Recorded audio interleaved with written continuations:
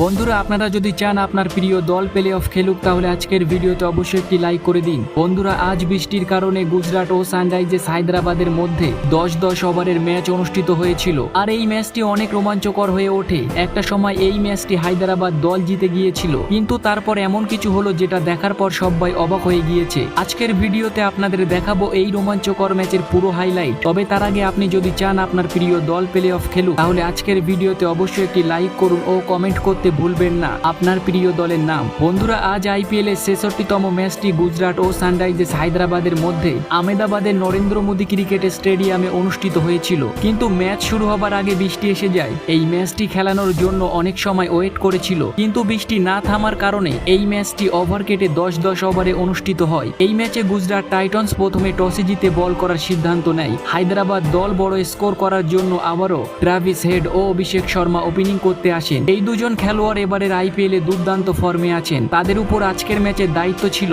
শুরুতেই দলের হয়ে সুন্দর ইনিংস খেলার। এই দুজন ওপেনার একটিও উইকেট না হারিয়ে 2 ওভারে 18 রান করে। ট্রাভিস হেড তৃতীয় ওভারে পরস্পর 3টি ছক্কা মেরে 20 রান নিয়ে নেয়, কিন্তু 4 ওভারে হায়দ্রাবাদ দল বড় ধাক্কা খায়। রাশিদ খান অভিষেক শর্মার উইকেটটি উড়িয়ে দেন। আজকের ম্যাচে অভিষেক শর্মা দলের হয়ে 14 রান করেছিল। তারপর মাঠে নামেন মায়াক আগারওয়াল, কিন্তু তিনিও আজকের ম্যাচে ব্যর্থ হয়েছেন। 4 রান করে প্যাভিলিয়নে ফিরে যান তিনি। তারপর মাঠে নামেন হায়দ্রাবাদ দলের ভয়ঙ্কর ব্যাটসম্যান হেনরিক ক্লাসেন। এই দুজন খেলোয়াড় মিলে 10 ওভারে 100 রান করে ফেলে। দেখতে দেখতে আজকের ম্যাচে ট্রাভিস হেড 24 বলে নিজের হাফ সেঞ্চুরি পূরণ করেন। 11 ওভারে রাশিদ খান 8 রান দিয়ে 2টি উইকেট শিকার করে নেন। হেনরিক ক্লাসেন ও নীতিশ রেড্ডিকে আউট করেন তিনি। হেনরিক ক্লাসেন 30 ও নীতিশ রেড্ডি 0 রান করে আউট হয়ে যায়। 10 ওভারে হায়দ্রাবাদ আজকের ম্যাচে 122 রান করেছিল।